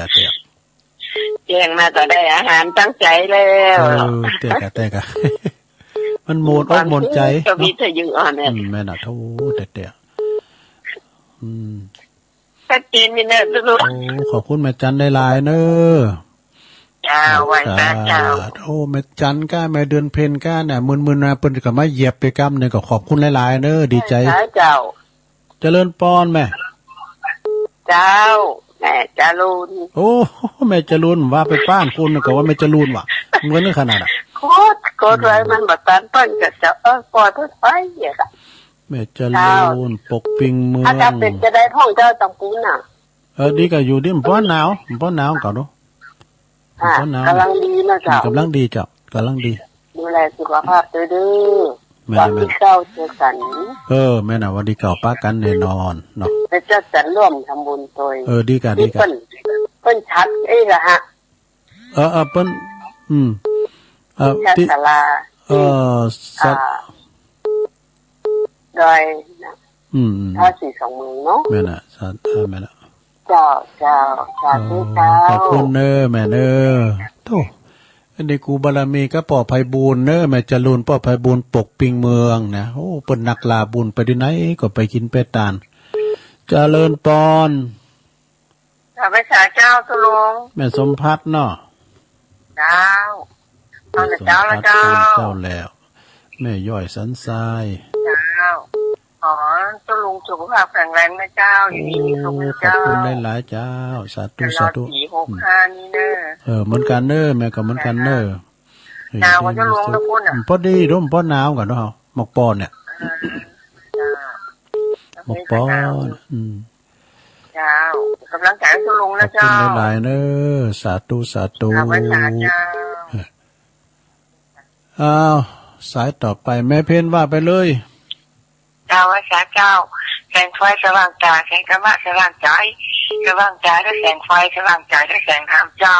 ฟังชัดเจนเด้อตุลุงเด้อโอ้ดีกันเจ้ากำลังใจจะงอนจะเด้อคือวันใหม่เนาะดีมีสุขเด้อจะงอนเด้อนะครับใจตัวยักษ์อยู่วันใหม่เนาะขอบคุณตุลุงไปได้ก่อนเดินทางปลอดภัยด้วยตุลุงเด้อแต่กะขอบคุณหลายๆเด้อค่ะชัดเจนเด้อสานีเด้อแม่เพ็ญสะพานบุญเนอในคนสู้ชีวิตนะแม่เพ็ญขาวเตี้ยจากตาจ่างเนอสถานเนอแต่ว่าก็กายไปหากะที่วัดศาลาไหวสาพระเจ้าหลวงแล้วเนาะหลวงพ่อเมตตาบารมีธรรมหลวงพ่อพระครูโชติสุวรรณสอน กายกันตื่นไปตื่นปีกเจริญปอนเจ้าแก่ภาษาเจ้าตุลุงแม่สุเกี้ยวศิลปรเนอะฟังจนนะเจ้าฟังตุลุงก็มาเพลงมาแล้วเนอะได้ไหว้พระโดยตุลุงแต่เจ้าแล้วนะเจ้าเอาศีลธรรมเนี่ยเป็นที่จ้างที่เปิ่งนะเจ้าตุลุงดีกันจ้าวันนี้ยายพรเพื่อนทำบุญบ้านหน่อยขึ้นบ้านหน่อยเพื่อนก็ขอให้ยายพรอยู่เย็นเป็นสุขเด้ออยู่กับบ้านหน่อยนะเจ้าก็มาเข้าถึง3 ลิตรกินจะบ่ายเจ้าฟังตลอดเด้อตุลุงถึงเมื่อเจ้าเมื่อแรงนะเจ้ากลับไหว้สาธุเจ้า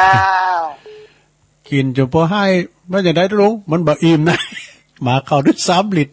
อดตัวขนมสินถึง20 กิโลกันเนาะนายยายพรเนาะโอไวสาครับหลวงพ่อครับหลวงพ่อมันนิดโอ้สายนี่มาตีแล้วเอามาหมายได้หลวงพ่อเนอะเจริญปอนไวสาครับโอ้ปนันป้านะครับอันปนันว่าจะอันหอมเก้าอี้สัก2 ตัวอ๋อตุลุงก็อ่างกะละจือแล้วนะ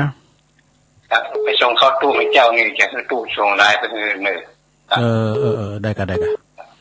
มาทาดอนชัยได้กันเพราะนั้นก่อนคือเพิ่นส่งไล่มาเนอะเฮาอ่างกักจื้อนะเดี๋ยวโทรไปเนอะได้กันขอบคุณปานนั้นหนักๆเด้ออยู่ดีมีสุขโอ้สาธุ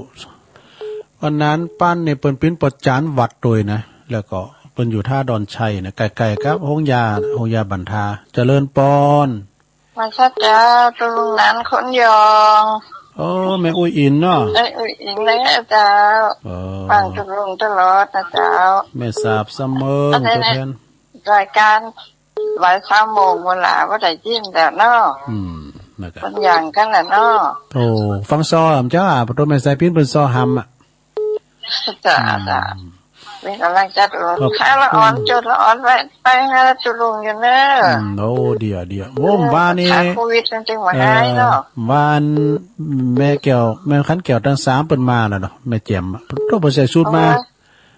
ปดโตว่าฟอนเลนเจอร์มาก็ลูกเปิ้นโอ้รถเปิ้นจัดงามจุดละอ่อนนี่นะถ้าไปเมื่อใดจะโทรหาตุลุงอ่อนนะเจ้าได้เลยขอบคุณอุ้ยอินเด้อขอบคุณอุ้ยอินแม่คันแก้วอายุ83เนี่ยปดหูตาดีเตียวคองแล้วตุลุงเกินเปิ้นตัวน้อยแต่ป้อลอกอย่างอุ้ยหล่าฮะอุ้ยหล่าวงสายยะเจริญปอนครับไว้สาตุลุงโอ้ปอเล่งบุญตันป้อบุญตันกดให้เจ้าลุงได้บ่เดียวป้อบุญตันป่าไล่3 ยอตลอดนะท่านเนอะฟังไปติ๊กๆป่อเนาะไอ้เนี่ยเดินนั่งแก้วก็ไปเหมือนกันท่านไปกะโอ้11ปะกันปุ่นเนาะตุลุงเขาจะไปนอนปุ่นตั้งแต่วันที่เก่าละไปนอนปุ่นนอนปุ่นโมนรับดีบ่เนาะมันรับดี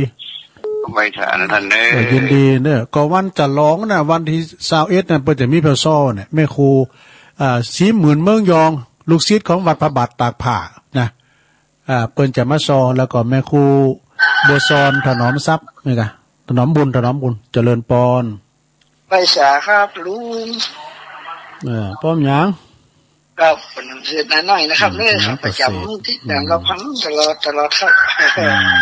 เย็นดีครับเนาะเย็นนี่เนาะครับหวนดีเนาะมีสาระประโยชน์หลายอย่างเนาะมีซอมีหวนนี้งั้นเนาะครับหลากหลายเนาะครับ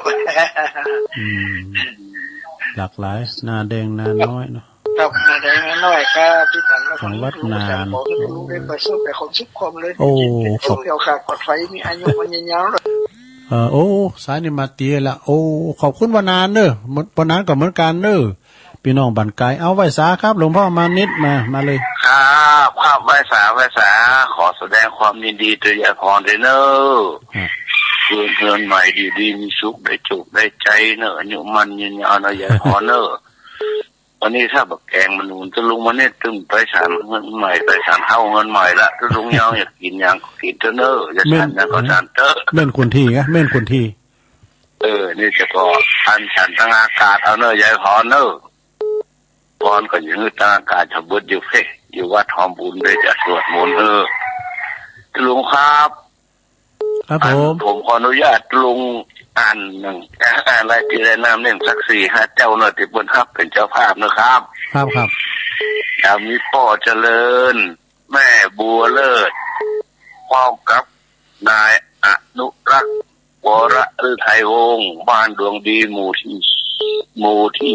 3ตำบลปะป้อง3 ตัว400 บาทตัวคำแม่เจียมตาอุตตมา1 ตัว150 บาทแม่บัวทองเพียงนาบ้านป่าไม้แดงหมู่เก้าตำบลแม่ปุงดอยสะเก็ด1 ตัว150 บาทแม่วันเพ็ญดาวีบ้านมาให้เงินเหนือดอยสะเก็ด1 ตัว150 บาทแม่จำลองดาวเวียงกัน1 ตัวบ้านมาให้เงินเหนือ150 บาท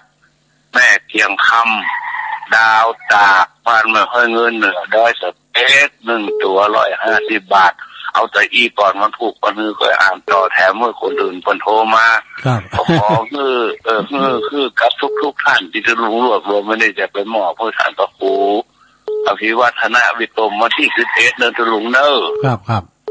ถ้าเราบอกให้ท่านครูบา40,000ตัวไปเดินนี่คนที่เพื่อนจองเหรียญที่ผมนี่เหรียญ100ในดูเหมือน27 เหรียญและเหรียญปั้น2 เหรียญก็ตามตัวฝากผมวันนี้ละเราจะลงชื่อเป็นตะลุงมานิดคนเดียวแล้วก็ตะลุงมานิดไป5 คนรอบนี้นะก็ดีกันเที่ยวแม่เหมาะคนญาติโยมไปบนโคมาหาญาติทั้งเพศแต่อย่างใดก็ขอบคุณล่วงหน้าเนอะสถานทั้งหลายมีอยู่ถ้าดอยมาเต็มเยอะเก้าอี้นี่ประจำการนะตะลุงเนาะครับเพิ่นต่างเป่าไว้300 ตัว100-200นี่มันต้องพอละถ้าถึงวันที่18 มีนาเนี่ยนะเนาะครับก็เมืองฟ้าได้109 ตัวแล้วครับขอบคุณเนอะขอบถ้าแม่เพ็ญแม่เกียงคำแม่จำลองจะขึ้นมาตามเข้ามาถ้ามาถึงนี่รอตะลุงงำตะลุงไปบิณฑบาตมาเดินหาตะลุงมานี่ออกบิณฑบาตทุกวันเนอะมาถึงนี่อยู่ที่วัดนี่รอกำเดียวเนอะแม่เนอะขออนุโมทนาสาธุไว้สาครับโชคดีเนอะยายพรเนอะหลวงพ่อมานิษฐาวโรเนาะ0899555656เราจะพามาละนมัสการเจ้าเนี่ยนี้นมัสการเจ้าแม่ยายพรมาแล้วพี่จะฮื้อมองบนเป็นปันจุกอวยใจเหรอเจ้าเหรอขอบคุณเนอะกะโดยน่าจะสมัยอนุโมทนาด้วยอ่ะที่ทำฟังอ่ะน่ากะสาธุโดยเริ่มขอบคุณมันไม่ครูจังซอโดยไม่ใส่พินตัวเป็นซอหำเสาเฮิร์นน่ะเนี่ยไม่ได้ยินเหรอขอบคุณทุกเสียงทุกสายเนอะขอบคุณถึงมดถึงหลวงถึงลายถึงขึ้นสีขาวเนอะอ่ะที่มาบ้านใหม่เอกะถ้าแต่มามดอ่ะไอ้แม่เลี้ยงกุ้มไรกะมันมาเข้าถึง3 ดิมาเข้าถึงกินจะพอให้ก็ไปย่างก็เข้าไปในกำแพงวัดท่านนะจับวันศีลน่ะกะเป็นกินบรรดาแล้วก็ปูจ้ามาจุงจะมาแบบไม่เอาละเปล่ากะไปกับไปถึงวันเอาเสียงไปแล้วเหรอไปอยู่ถึงปะกันอยู่นะเลิกแม่บุญโยงแสพันแม่น้อยเพิ่นก็ฝากขอบคุณมาแล้วก็ปันป้อนให้แม่เพิ่นน้อยก็จะมาแบบว่าพวกนี้แม่น้อยเพิ่นฝากมาแล้วเพิ่นอู่กับตุลุงก่อนไม่ก่อนเข้ารายการแล้วฝากทำบุญด้วยปากด้วยเนยฝากขอบคุณฝากเพิ่นมาอย่างเพิ่นมาบ้านนี่นั่นน่ะมาเอาเนยขอไม่น้อยมาทำบุญที่มันหมายจะเลิกขอบคุณตึงลงขอบคุณตึงลงตึงหลายที่เป็นปันจุกหัวใจไงกะจ้าเปิดไม่จบไม่ใจกูคู่คนนั่นอ้ากะเนาะนี่ชื่อวันไหนอันนี้โทรศัพท์เหลือมาใหญ่เหมาะเลยทั้งตัวลุงกันเนี่ยจ้าแฟนเงินลุงฮะ900ใช่ไหมเนี่ยโอ้ก็เป็นนักซื้อขายต่างถวายฮะเนาะเปิดเอาปันอยู่ฮะเนาะอันที่เจ้าหลานลิ้นนี่กะเงินเท่านั่นกะ พี่ยักษ์11ปากันเด้อดอยนางแก้วสวัสดี อ่านอ่อนไปชื่อมาเหอะ โชคดีเนอะโชคดีปีใหม่เราเฮือนใหม่ด้วยเนอะ จ้า อยู่ดีกินดีอยู่ดีรับดีสาธุนึกว่าอันอีแม่กำลังตื่นนี่ ก็อ่านนี่มันได้ความเลยยายพรก็เป็นปันป้อนกันตึงเมืองในตัวกำลังตื่นนี่ไม่ไหวมันมาเข้าถึง3 ลิตรกินเฉพาะไห้นั่นที่ก็ซาเนาะซายังโต3 เขือซาพักอ่ะเนาะเวลาเล่นมาหน่อยโทรมาเนอะหรือว่าตะป้อบอกเนาะเนาะก็มีศรัทธาญาติโยมที่เปิ้นโทรมาเนาะศรัทธาก็มียายน้อยกาดนัดอันนี้เจ้าประจำเบอร์1เปิ้นก็มาปั้นโจกอวยใจให้ยายน้อยยายน้อยอันยายพรโตยแล้วก็แม่สายพินกัลยาก็มาซอหำแบบโตอันนี้ศิลปินเด็ดๆเปิ้นมาซอหำเซาเฮินโตยนะแม่สายพินจังซอประจำคืนเฮานํพุกมาซอดำนึแม่พินป่าแดดต้วยฟังตึงวันแม่สีทรเปรมจิตเนี่ยเปิ้นก่ออยู่น้องโบชัยประการเนอะแล้วก็แม่ตาแม่ตันนายแจหมเนี่ยปน้อยบุญป่านมาโนครเสาหินนะขอบคุณปน้อยเนอะแม่จันศรีสุขาจากแก่งโคลินฝางนะแล้วก็แม่ครูสุพรรณาอิมังพี่น้องพลังเงียบจากปากล่องเอิ่นแปดตั้งปนั้นสิงคำด้วยนึนะชมพูพลอยประจานเนาะแล้วก็มีพ่อชิดหางดงแม่จันสมมานีจากหลังกัดแม่สาวจากเมืองฝางไม่อายเนาะแล้วก็มีแม่จันเรือนใสกองเสบียงอันยิ่งใหญ่จากเวียงท่าการวันที่11ก็ปักกันด้วยแม่จันเนอะแม่อันจันเขาแม่เดือนเพ็ญเขาคุณแม่จรูนปกปิงเมืองเนอปางห้านะตำบลสุเตปก็โทรมาให้กำลังใจแม่สมผัดแม่ย่อยสันทรายมาอวยพรให้ตุลุงปีใหม่ด้วยเนาะแม่เพนขาวเตี้ยอันนี้ก็คนสู้ชีวิตจากอันเวียงหนองล่องเนอะมอก2 โมงดีเปิ้นลุกแล้วนะเปิ้นลุกแล้วเปิ้นลุกเจ้าแม่สุแก้วศรีลาพรอันนี้ก็ฟังตลอดมีเจ้าประจำตั้งแต่แม่สุแก้วนี่นะเป็นอู่โมนครูบาวัดศาลาว่าโอ้แม่แก้วนี่เป็นอู่ม่วนดีเนาะวัดศาลาปูนโชติสุวรรณสอนเปิ้นชื่นชมยินดี เปิ้นก็ว่าโอ้เปิ้นฟังมวนดีวันที่ขอ16นะสายที่16ก็มีปนันปั้นเนี่ยปนันปั้นถ้าดอนชายนี่ปอจานเป็นผู้จอนปอจานวัดก็เขียนไล่มาเด้อปอจานเด้อแม่อุ้ยอินแม่สาบสะเมิงอันนี้1 เดียวคนนี้คือสะเมิงนะอุ้ยอินนี่เพิ่นฟังกูรายการเพิ่นเป็นตัวแทนพี่น้องสะเมิงถึงอำเภอนะสะเมิงมีคนเดียวเด้อที่มาเพิ่นโทรมานะคนอื่นมีกันแม่อุ้ยอินคนเดียวเนี่ยโอ้ขอบคุณแม่อุ้ยอินเด้อ80ปลายแล้วนะแม่พ่อบุญตันป่าไล่จากจิดีซ้ำยอดเนอะอันนี้ก็ปลดคืนแฟนคลับฮอดตั้งแต่บุกเบิกละพ่อบุญตันนี่นะและปอนั้นประเสริฐพี่น้องบันไกพี่น้องนาแดงบุญนะพี่น้องบันไกจากเมืองนานบุญนะดูปอนั้นประเสริฐหลวงพ่อมณิษฐวโรไวสานะครับเนื้อสายบุญจากสำนักสงฆ์หอมบุญนะนี่ก็ปุตโตเขาแล้วนี่ก็ว่าอันนี้ก็เต็มปุณก้า20 ปลายแล้วเนอะ20 ปลาย30แล้วเนอะอันเก้าอี้นะโอ้วันนั้นเปิดไปบิณฑบาตวันที่1เป็นที่คอยวันที่1สุดท้ายยายพรร้องวัวแดงสันกำแพงเชียงใหม่ตึงมดตึงเสียงนั้นก็มีอยู่21 สายด้วยกันเนอะไพ่มันต้อมเต้นพุกโทรมาดำเนอะสถานเนอะพุกโทรมาแถม วันนี้เป็นวันปุดแมลงเบิดเกาะฟังอาจารย์พระครูอภิวัตนวิกรมเนอะวันนี้วันพัดอสุมาเด้อวันพัดนี้เปิ้นจะปรับพังรายการใหม่เนอะตอนบ่าย3 โมงเนี่ยก็ถ้าฟังกับเปิ้นก็แล้วกันเนาะวันนี้ตุลุงก็อารัมพวุฒิมาตั้งแต่ตี3มาเนาะอูบจ้าวยไปกาจ้าไปกาเก่าจือเปิ้นพิษไปกาเนาะหรือว่าไปอูดแสกบนของการนี่ก็ขอสุมาในสถานเนอะตุลุงมันเป็นอย่างนี้นะเป็นกันเองเนาะเป็นกันเองลูกทุงพวกก็ฟังกันได้ใหม่นะถึงมากันถึง3 เจ้านี่เป็นเจ้าแหลกเนาะก็ขออำนวยโอโจกแห่งสดาญาโยมทั้งหลายเนาะที่โทรเข้ามาให้ก็ดีตั้งใจโทรมาติดก็ดีผู้ก็ตั้งใจใหม่ก็ขอให้มีความสุขความเจริญเนอะอยู่ดีมีสุขอายุหมั่นขวัญยืนมีโจกมีใจ